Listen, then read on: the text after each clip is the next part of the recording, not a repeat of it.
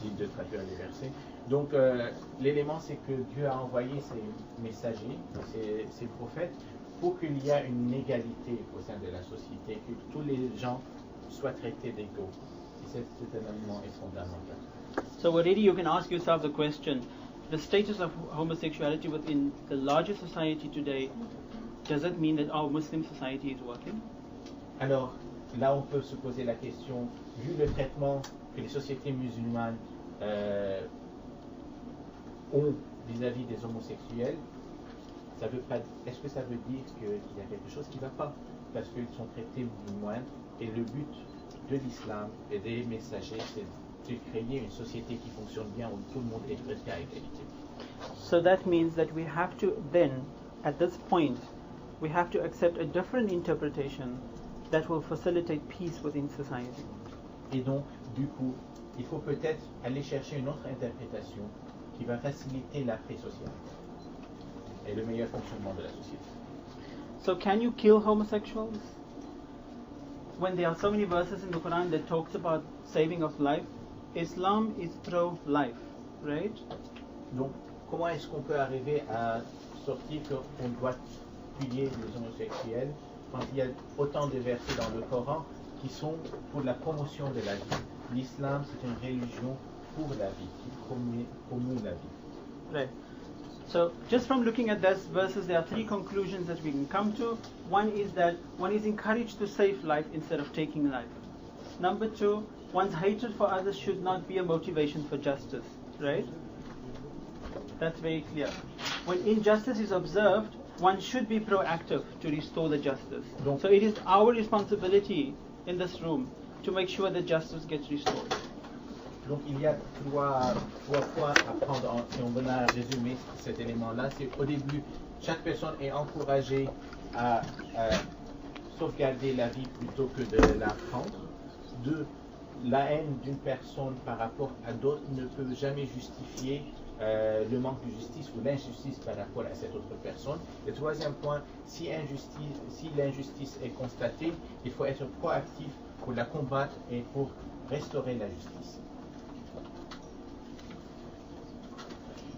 I'm not going to go in much into this, but just to mention that the question of ijtihad, which is independent reasoning, there are many scholars that have agreed that perhaps the door of ijtihad should not have been closed, and it was not even sure whether it was Al-Ghazali who have proposed that it should be closed. So perhaps now, because we're sitting with this dilemma, perhaps now is the best time to bring ijtihad back into Islam.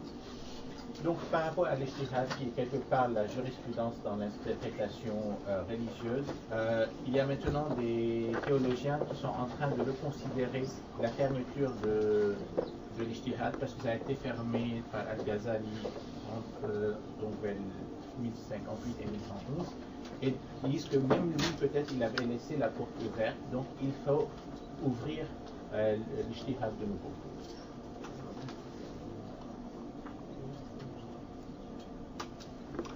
A scientific fact is that it is largely accepted by most scientists and particularly psychologists today that homosexuality is a phenomenon that existed since time immemorial, and it is a natural occurrence in human beings as it is in the animals and plant world. Okay? Donc le premier élément, c'est que tous les scientifiques et les psychologistes sont d'accord que l'homosexualité est un phénomène qui a toujours existé depuis le début du temps, et c'est quelque chose de naturel dans les êtres humains, aussi bien que dans le monde des animaux et le monde des plantes. But Orthodox Muslim scholars say that it's unnatural because not even the animals does it. Alors là, pour contredire les orthodoxes, les théologiens orthodoxes disent que mais les humains ont le choix, alors que les animaux et les plantes n'ont pas le choix. Et donc l'humain le fait consciencieusement. But here you can see they're busy here. They're doing it.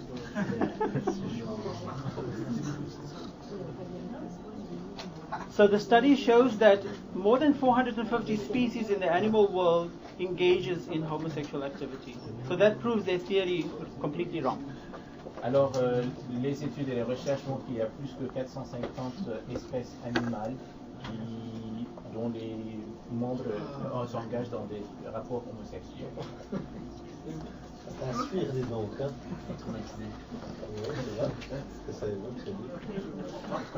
Okay. On this, typically the counter-argument is that the animal sexual intercourse or homosexual is more of a power segregation thing, and it's only a temporary behavior, while the human homosexual behavior could be a lifetime one. Right. What do you say on this? Well, I'm not a scientist, so I don't know what's really happening in that world.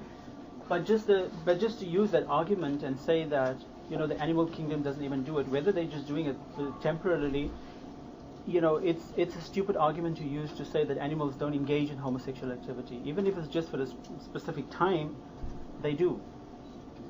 Donc ma question c'était quelque part le compte rendu de l'argument scientifique, c'est que les animaux ont généralement des rapports homosexuels comme une des règles de la définition du pouvoir dans les clans, et que parfois c'est des rapports qui sont temporaires, qui ne sont pas pour la vie, alors que les humains s'engagent dans des relations homosexuelles peut-être pour la vie. Et ce qu'il dit, c'est que ce raisonnement reste quand même stupide quelque part, parce que déjà le premier rapport, le moindre rapport est déjà condamné. Et l'essentiel, c'est est-ce qu'il y a eu un rapport homosexuel ou pas. Donc le côté temporaire ou pas temporaire, c'est autre sujet quelque part par rapport à la théologie. So for the sake of time, I'm skipping a couple of slides, and I'm going to go back straight into the Quranic verses that talks about Sodom and Gomorrah. Donc pour gagner un peu de temps, je vais juste sauter quelques points. Et je veux revenir au verset qui parle spécifiquement de Sodome et Gomorrah. Right. In this verse, the Quran says, "Do you approach men and cut off the highway of praise and commit atrocities in your council?" We need to find out what kind of approach was this. Who were these men, and who was approaching these men? What does the Quran mean by cutting off highway, and what kind of atrocities were they committing in their councils, and what are the councils? What kind of councils were there in that time? Donc le Coran dans le verset parle de approcher d'autres hommes, leur couper le trajet et infliger des atrocités sur ces personnes. Donc là, il y a trois éléments qu'il faut creuser. C'est quoi déjà couper le passage, c'est quoi approcher les hommes, et c'est quoi les atrocités. Et pourquoi? So the reason why I'm doing this is to put this whole thing into context. Alors, si je fais cette étude, c'est de le remettre dans un contexte, dans le contexte de la chose. The Quran also says, "Would you really approach men in your lust rather than women?" Now, this "rather than women" is the translation of Yusuf Ali, and I think Muhammad al-Assad as well. He translates min duni as rather than. Ok. Donc, il y a un verset en arabe qui dit Antum la ta'tuna rijal shahwatan min duni nisa. Et l'interprétation, la traduction de Mindoun, c'est sans approcher les femmes, donc approcher les hommes sans les... Mais qu'il y a peut-être une autre interprétation de ce Mindoun. But if you look at the Arabic dictionary, and Hans Wehr is one of the best English Arabic to English dictionaries, he says that Minduni means without or with the exclusion of. So that gives it a better historical context, because they didn't make a choice between the men and the women. They were excluding the women that they actually had as their azwaj, as their legal spouses. Donc l'interprétation quelque part des orthodoxes, c'était vous approchez les hommes plutôt que les femmes. Alors que la traduction, il n'y a pas un plutôt, il y a une exclusivité dans la traduction. Donc, est-ce que vous vous approchez les hommes ou sans les femmes? You have a question? Yes, moi j'ai dans la version française la plus courante du Coran, j'ai le terme exact de la phrase en français, enfin, je ne sais pas en français parce que si ça nous concerne, c'est vous assouvissez vos désirs avec des hommes alors que Dieu a créé des femmes. Voilà, c'est. Maintenant, on joue sur les mots, donc qu'est-ce qu'on peut faire avec ça? The most common French translation is you fulfill your desire with men when God created women for you. Okay. That's even another. It's even worse. Yeah. Right, let's stick to that. Okay, and then another thing that I want to make clear to you is in this whole story of Sodom and Gomorrah, right? The classical translators of the Quran would translate tafdahun and tahzun as both disgrace, right? But if you really look at the dictionary, tafdah and khaziyah, they are both about disgrace. But clearly, fadaha is more about disgrace that is related to ravishing, violating, or rape. So in actual fact, what the Quran clearly brings out is that engagement of men approaching men was not one of consent, but it was actually one of rape. Donc dans le Coran, dans le Coran, le terme tafdahun et tafzoun est traduit généralement en anglais, mais peut-être en français, avec rendre disgracieux ou déshonorer. Et dans la traduction exacte dans le dictionnaire, tafdahun a l'association de déshonorer en violant une personne, alors que tafzoun, c'est juste une question de déshonoriser. Et donc là, si on prend le thème tafdahun et on le met dans le contexte de Sodome et Gomorrhe, on voit bien qu'il y a une histoire de viol et c'est pas juste une question de déshonneur et il n'y avait pas de consentement dans le rapport sexuel. If you go to another verse also from the same story, at the time when these two angels that were disguised as young men came to Nabi Lut as his guest, the men were rushing towards these guests, and they demanded from Nabi Lut to give up these guests. So Muhammad al-Asad translates this word, rawadu, as demanding to give up his guests. But if you really look at rawadu in the Hansberg dictionary, it clearly means attempting to seduce. So again, it's not a relationship of consent, but it's seduction. Okay. Donc, il y a aussi un autre verset qui parle que quand il y a les deux anges qui sont déguisés en hommes et qui ont venu visiter le prophète Lut et que les gens de la ville ont demandé ces gens, il y a le thème rawadu et qui est traduit comme ils les ont demandé de les donner, alors que rawada c'est plutôt faire la cour et essayer de séduire.